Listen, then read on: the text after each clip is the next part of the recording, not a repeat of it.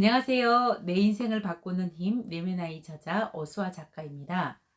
오늘은 이 책의 1장 네 번째 상인 내 인생은 내면아이와의 치열한 전투였다를 읽겠습니다. 아이는 부모가 자신을 돌보는 방식으로 자신을 돌본다. 어릴 적 가족 안에서 나는 어떤 역할을 했는가? 원만하지 않은 부부 사이를 해결해 주는 대리 배우자의 역할을 했을 수도 있다. 가족의 희생양이 된 경우도 있다. 때로 가족의 무관심 속에서 지낸 경우도 있다. 가족들 모두에게 사고 뭉친 경우도 있다. 이러한 모든 역할은 나의 선택이 아니라 이미 태어날 때부터 만들어진 가족 안의 프레임이다. 가족이 원하는 역할에 순응하면서 나를 포기하고 체계에 맞추면서 성장했다. 의상이 체격에 맞고 나를 돋보이게 하는 컬러의 색이면 내 얼굴에 빛이 난다. 반대로 체격에 맞지 않는 옷, 신발, 모자는 나의 존재를 엉성하고 우스꽝스럽게 만든다. 그로 인해 나다운 모습들이 가려져 버린다. 나의 정체성을 포기한 채 가족이 원하는 프레임대로 역할을 감당하면 할수록 의존적인 사람이 되어버린다. 즉, 부모에게 의존하면 할수록 자기 내면의 욕구대로가 아니라 거짓된 자, 즉 상처 입은 내면 아이를 품은 채로 어른으로 성장하게 된다. 부모가 준비되어 있지 않으면 자녀들은 여러 가지 역할을 갖게 된다. 그럴수록 자녀들은 부여된 역할과 자신을 동일하게 생각하게 된다. 예를 들어 아버지가 남편의 역할을 제대로 하지 못할 때 아들에게 남편의 역할을 떠맡기게 된다. 어머니가 아내의 역할을 제대로 하지 못할 때 딸이 그 역할을 떠맡는 경우가 많다. 이러한 경우 자녀들은 가족 안에서 배우자의 역할을 맡게 되는 것이다. 역할이 많을수록 상처는 클 수밖에 없다. 부모님 사이에서 나의 역할을 찾아보는 것은 나를 찾아가는 과정이다.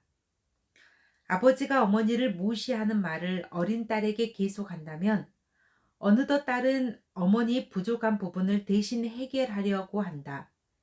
집에 있으면서 꾸미지도 않는 엄마는 여자로서 매력이 없어라는 말을 듣고 자란 여자는 항상 꾸며야 한다는 생각에 외모에 집착한다.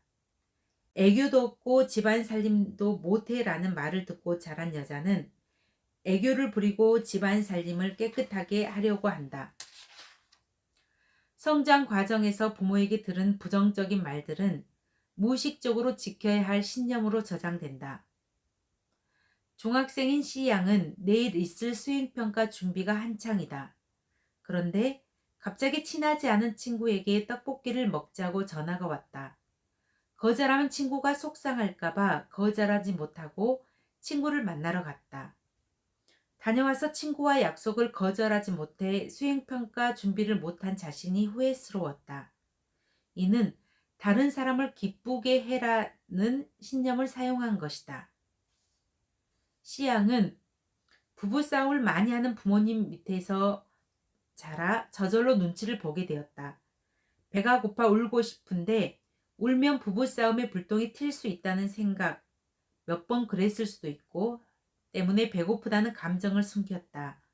자신이 웃고 행복한 모습을 보인다면 부부싸움이 빨리 끝날 수 있고 엄마가 우유를 줄 수 있다는 생각을 가지게 된 것이다.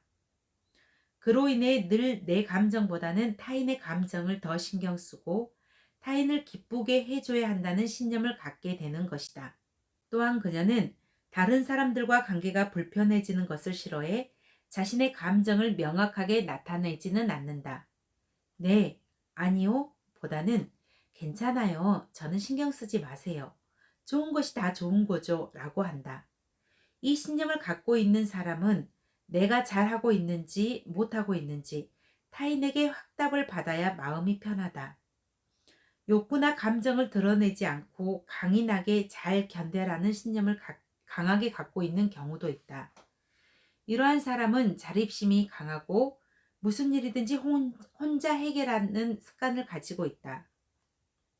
나는 2017년 한 달 사이로 양쪽 아킬레스건을 다쳤다. 당시 어린이집은 평가제를 준비하고 있어 수술하고 쉰다는 것이 부담스러웠다. 두 다리를 동시에 수술할 수 없어 한쪽 다리만 수술했고 다른 쪽은 지켜보기로 했다.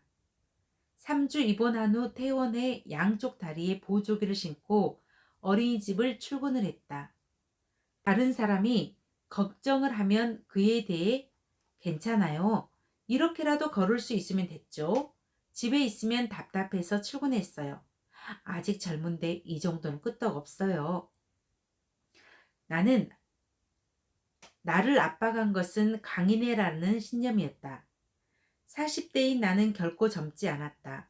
무거운 보조기로 인해 허리가 뒤틀려 저녁이 되면 통증에 시달려야 했지만 난 괜찮다는 말을 매일 하면서 나를 다독거렸다. 강해야 한다는 신념이 생존 전략이므로 나의 감정을 드러내는 것이 힘들었다. 나 힘들어. 나 좀 도와줄래? 이런 이야기를 꺼내는 것이 죽기보다 힘든 일이었다. 자신의 상처쯤은 별거 아니라고 생각했기 때문에 자신에게 가혹하게 굴고 자신의 감정을 모른 척한 것이다. 바쁜 농사철에는 일손이 부족해. 너희가 일꾼 한 사람 몫은 충분히 할 수 있어. 학교 다녀오면 친구들이랑 놀 생각하지 말고 바로 와서 엄마 아빠 도와야 한다. 지금 우리 집 형편에 놀 시간이 어디 있어. 열심히 해야 성공할 수 있어. 라는 말을 통해 강인해져야 한다는 생각으로 나를 더 포장했다. 많은 사람들이 애로움을 달래기 위해 자극적인 것을 선택한다.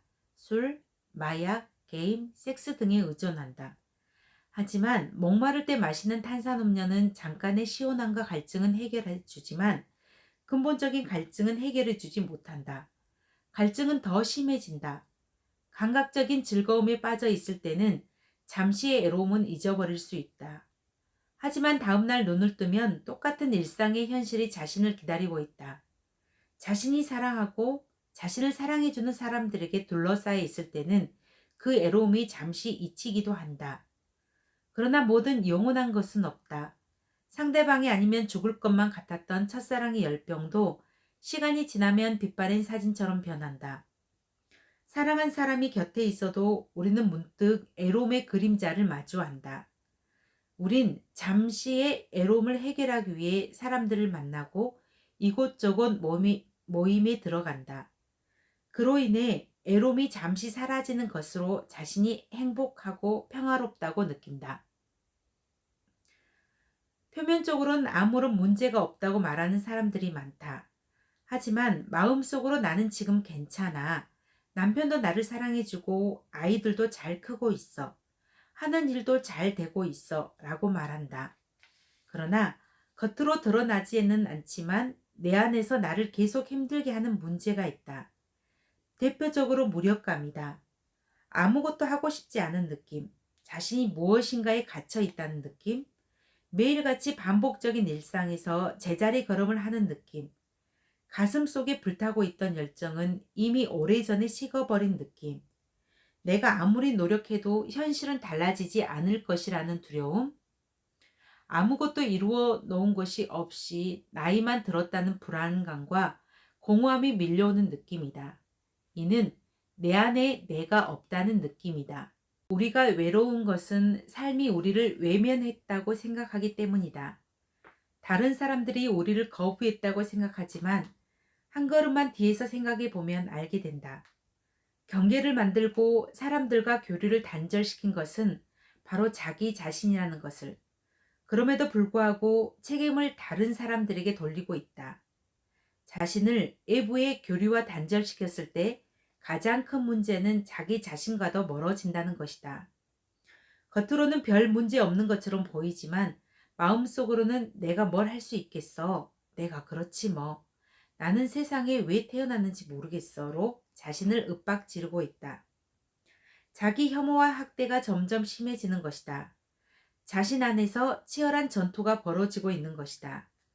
자신 안에 있던 억울함과 원망, 분노의 에너지가 이제는 밖으로 분출되어 버린다. 모든 문제는 나 자신과의 관계에서 비롯된다. 내가 나와 단절되면 아무리 열심히 해도 열정이 생기지 않는다. 성실하게 최선을 다하지만 오래지 않아 매너리즘에 빠지게 된다. 그 원인이 나랑 맞지 않는 일 때문이라고 생각하고 직업이나 직장을 바꾸어 보기를 반복한다. 하지만 열정은 밖에서 넣을 수 없다. 내 안에서 나오는 절대적인 에너지이기 때문에 나와 깊이 연결되지 않으면 열정의 온도까지 도달할 수 없다. 내가 진정으로 원하는 것이 무엇인지도 모르는데 어떻게 신이 나겠는가? 우리가 고민하는 대부분의 문제를 깊이 들여다보면 그 원인과 해법이 결국 나 자신과 연결되어 있음을 깨닫게 된다. 온전히 나를 만나면 나를 둘러싸고 있던 허상들이 사라지고 자유로운 존재로서 나를 느낄 수 있다. 나를 만나고 나와 연결되어야 한다. 내가 지금 괴롭고 혼란스러운 상황에 처해 있다면 바로 이 순간이 나의 내면 아이를 만날 수 있는 최적의 기회이다. 조금 더 용기를 내어 나의 내면으로 들어가 보자. 이제 내 안의 상처투성이고 외로운 내면 아이를 사랑해 보자. 내가 진정으로 나를 사랑하는 방법은 내 마음 안의 감정을 차곡차곡 쌓아 눌러놓는 것이 아니다. 나 자신을 있는 그대로 느끼며 분명하게 표현하는 태도이다. 오늘도 함께 해주신 여러분께 감사의 말씀드리면서 밑에 있는 좋아요, 구독 눌러주시고 저는 다음 시간에 만나도록 하겠습니다. 수고하셨습니다.